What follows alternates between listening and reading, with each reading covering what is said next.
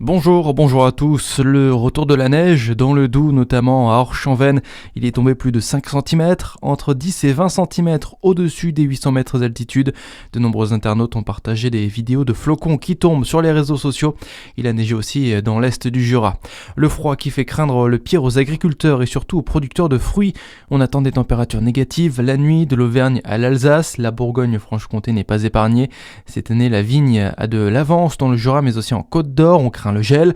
À Meursault par exemple, les viticulteurs ont déjà installé des bougies au pied des vignes et des tours anti-gel. Selon la Chambre d'agriculture, le millésime 2026 figure parmi le trio des années les plus en avance, avec 2020 et 2024. Ça commence demain, les championnats de France de ski nordique font étape du 27 au 29 mars au stade nordique des Tuffes à Prémanon. Un événement sportif et festif, le dernier gros rendez-vous de la saison pour les équipes de France, où l'on pourra retrouver Arthur Ribes, nos médaillés des Jeux de Milan-Cortina. Et ils nous ont tous fait rêver le mois dernier. Mathis Desloges, Océane Michelon, Éric Perrault, mais aussi nos champions Made in Jura, les biathlètes Lou Jean Monod et Quentin Fillon-Maillet. Ils seront là sur la station des Rousses à Prémanon pour célébrer leur titre et médaille olympique obtenue en Italie. Si demain ils présenteront leur précieux sésame, c'est aussi sur les pistes que l'on pourra les retrouver le dimanche. La journée de demain sera surtout consacrée aux compétitions jeunes. Samedi, ce sera les espoirs puis les seniors. Notez aussi samedi soir une soirée fondue Juraflore suivie d'un DJ set. L'événement est gratuit pour les moins de 16 ans. Plus d'infos sur la billetterie en ligne des championnats de France. Plus de 10 000 personnes sont attendues ces 3 prochains jours sur la station des Rousses à Prémanon.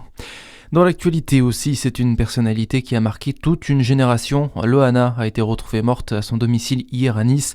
Elle était âgée de 48 ans. Elle a connu la célébrité en remportant la toute première édition de Loft Story sur M6, programme qui a lancé la télé-réalité en France. Première vedette du genre, elle a ensuite vécu de nombreux déboires entre drogue, dépression et tentative de suicide. Pour l'instant, on ignore les causes du décès. Une enquête a été ouverte. L'Iran dit non à Donald Trump. Téhéran a refusé le plan de paix proposé par les États-Unis pour mettre fin à la guerre au Moyen-Orient. C'est en tout cas ce que déclare la télévision d'État. Les Iraniens qui ont également affirmé hier soir que des ennemis se préparent à occuper une île iranienne du Golfe. Un peu plus tôt, Donald Trump s'est dit prêt à déchaîner les enfers si l'Iran faisait le mauvais calcul.